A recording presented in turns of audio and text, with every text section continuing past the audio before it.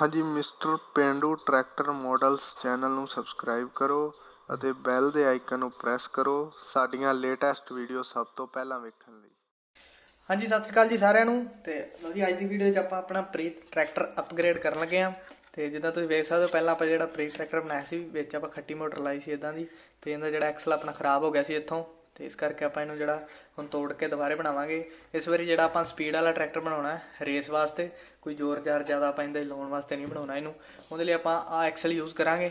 ਆ ਸਪੀਡ ਵਾਲੀ ਮੋਟਰ ਆਪਾਂ ਜਿਹੜਾ ਆਪ ਤਿਆਰ ਕੀਤਾ ਇਸ ਦੀ ਮੈਂ ਅੱਡ ਇੱਕ ਵੀਡੀਓ ਬਣਾ ਚੁੱਕਿਆ ਕਿ ਆ ਸਾਰਾ ਕਿੱਦਾਂ ਬਣਾਇਆ ਆਪਾਂ। ਉਹਦਾ ਲਿੰਕ ਡਿਸਕ੍ਰਿਪਸ਼ਨ 'ਚ ਦੇ ਦਾਂਗਾ ਮੈਂ, ਤੁਸੀਂ ਉੱਥੇ ਆ ਕੇ ਚੈੱਕ ਕਰ ਲਿਓ ਇਹਨੂੰ ਕਿੱਦਾਂ ਬਣਾਇਆ ਵੇਖ ਲਿਓ। ਤੇ ਉਸ ਦੇ ਨਾਲ ਹੀ ਆ ਜਿਹੜਾ ਫਰੰਟ ਐਕਸਲ ਜਿਹੜਾ ਸਟੀਅਰਿੰਗ ਸਿਸਟਮ ਆਪਾਂ ਬਣਾਉਣਾ ਹੈ उसकी भी मैं एक अड वीडियो बनाई है कि इनू सारे किद्दां तैयार करना है कटाई वाला। तो उनका भी लिंक मैं डिस्क्रिप्शन दे दाँगा, तुसीं जाके उत्थे चैक कर लियो। दोवां चीज़ों का लिंक तुहानूं डिस्क्रिप्शन मिल जूगा भी इनू किद्दां बनाया। तो हुण इस तो बाद आपां सीधा जिहड़ा है आ ट्रैक्टर नूं जिहड़ा इहदा फालतू जिद्दां कि मोटर वगैरह सारा कढ के ते इहदे उत्ते फिट करांगे आपां ट्रैक्टर इस वीडियो 'च। तो चलो जी वीडियो अगे कंटिन्यू शुरू करते हैं। तो जे किसी वीर ने नहीं वेख्या पहला वीडियो चैक कर लियो दोवें, इन्हां दोवां नूं किद्दां तैयार करना है। इस चैनल की दोवें वीडियो तुहानूं मिल जाणगीआं। तो आप अगे वीडियो कंटिन्यू करते हैं जी।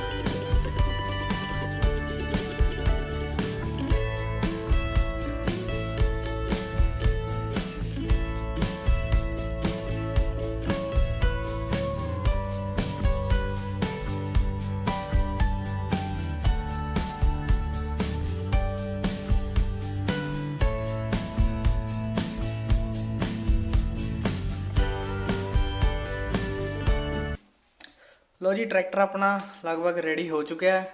ਜਿੱਦਾਂ ਕਿ ਤੁਸੀਂ ਵੇਖ ਸਕਦੇ ਹੋ ਆਪਾਂ ਇੱਥੇ ਸਰਵੋ ਮੋਟਰ ਲਾਈ ਇਹਦੇ ਵਿੱਚ ਕਟਾਈ ਵਾਸਤੇ।